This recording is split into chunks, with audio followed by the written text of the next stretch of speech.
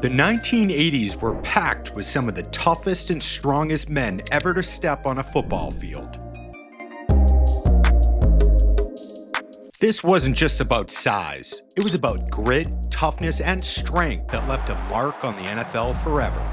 From legendary linemen to defensive monsters, let's count down the 10 strongest NFL players of the 1980s. Number 10, Howie Long. Runs great vertical jump, doesn't use his hands well, lacks toughness. When you talk about raw power with technique, Howie Long has got to be in the conversation. The Hall of Famer was a 6'5", 265-pound defensive end who combined explosive athleticism with insane strength.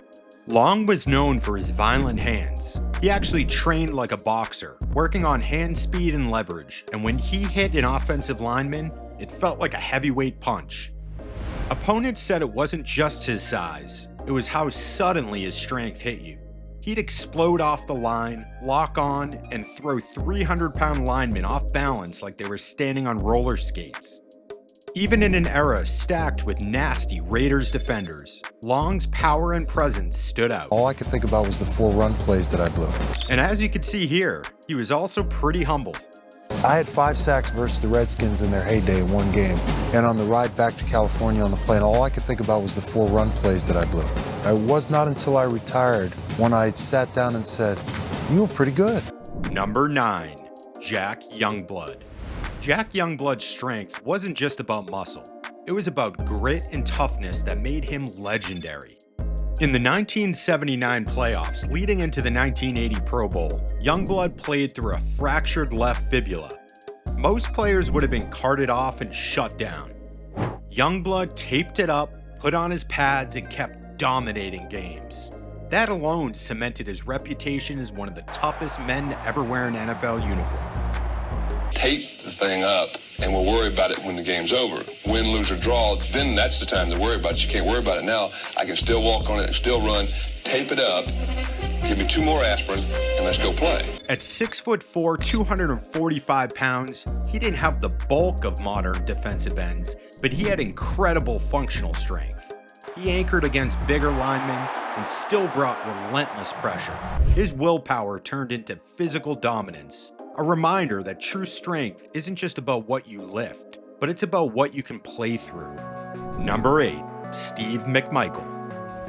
Mongo McMichael was built for the trenches. At 6'2" and 270 pounds, he wasn't the biggest defensive tackle of the 80s, but his strength and toughness made him the anchor of the Chicago Bears defensive line. McMichael was notorious in the weight room, throwing up massive bench numbers and pushing teammates to keep up with his intensity. On the field, he used that raw power to collapse pockets and stonewall rushing attacks. He wasn't just a cog in the legendary 1985 Bears defense. He was one of the pillars that made it so dominant. Opposing linemen said McMichael had a way of locking his arms, getting under your pads, and physically overwhelming you. And his strength wasn't just physical.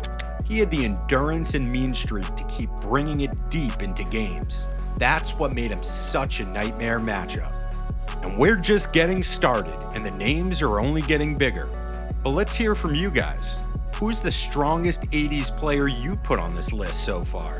Drop your pick in the comments below before we hit the top 5. Number 7, Dwight Stephenson. Dwight Stephenson is often called the best center in NFL history, and his strength was a massive part of why.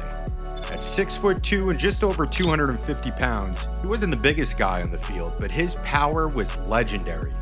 He had freakish lower body strength that allowed him to anchor against 300-pound nose tackles who outweighed him by 40 to 50 pounds. Coaches and teammates said in practice that he would stonewall bigger defensive tackles, holding his ground with pure leg drive and leverage. He was so strong in short spaces that once he got his hands on you, it was game over. Hall of Famer Dwight Stephenson's dominance came from that rare mix: strength, leverage, and the ability to combine it all with quick feet. Pound for pound, he was stronger than almost anyone on the field.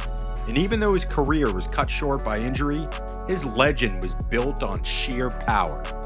Number 6, Terry Long. Terry Long may not be a household name, but ask his Pittsburgh Steelers teammates. He was one of the strongest men they ever saw.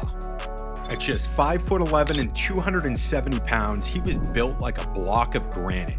Long's compact frame gave him incredible leverage, and in the weight room he was a monster, reportedly squatting more than 600 pounds. That strength translated to Sundays. Former teammates said that if you needed 1 yard, you ran behind Terry Long. He fired off the ball low and hard, and defenders who met him head-on often end up moving backwards whether they wanted to or not. What made Long special was that he proved size wasn't everything. Functional strength, leverage, and toughness could make you a force in the NFL. In an era of massive linemen, Long held his own with pure raw power. Number 5. Mike Webster. Iron Mike Webster was the definition of strength and durability. He wasn't just the cornerstone of Pittsburgh's offensive line, he was a legend in the weight room. Reports say Webster benched well over 500 pounds, and his insane conditioning drills like carrying 100-pound plates in each hand across the field became stories that teammates still tell. And that strength carried directly into games. Webster could drive defensive linemen off the ball with incredible force and had the stamina to keep doing it for 4 quarters. He played in 245 games, starting 217 of them, and rarely came off the field. For a decade, Webster was the standard at center, and he embodied what steel curtain strength meant even as the dynasty years wound down. His power, toughness, and work ethic made him one of the most respected players in league history. Number 4. Ronnie Lott. Most defensive backs are remembered for speed or coverage. Ronnie Lott is remembered for his violent, strong play. At 6 foot and 200 pounds, he had the frame of a safety but the strength of a linebacker. Ball carriers who ran into Lott often described it as running into a concrete wall. His most famous story came in 1985 when he crushed his pinky finger making a tackle. Instead of sitting out, Lott had part of his finger amputated so he wouldn't miss time. That's not just toughness, that's legendary strength of will. On the field, he hit with shocking force for his size. His upper body power let him shed blocks from tight ends and receivers, and his fearless tackling style made him one of the most intimidating players of the decade. Number 3. William Perry. Standing at 6'2" and over 320 pounds, the Fridge was one of the biggest and strongest players the league had ever seen. His size alone made him a spectacle, but his raw strength made him a star. The Bears used him not just on defense, but also on offense, lining him up at fullback to bulldoze defenses. In Super Bowl 20, he even scored a touchdown, powering into the end zone as defenders bounced off of him. During practices, teammates joked that blocking Perry was like trying to push a car. He could bench press over 500 pounds, and he had the kind of mass that once he started moving, there was no stopping him. Perry wasn't just a cult figure. He was a freakish athlete whose strength became part of the NFL lore.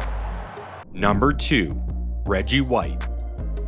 Reggie White entered the NFL in 1985 and immediately changed the game. At 6'5" and 300 pounds, he combined size, technique, and some of the most overpowering strength ever seen in a defensive lineman. His signature hump move is still one of the most iconic strength-based moves in NFL history. He would plant one arm under a blocker's shoulder pad and literally toss 300-pound offensive linemen into the air.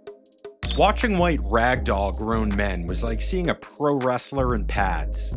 By the late 1980s, White was already rewriting the record books and redefining what defensive dominance looked like.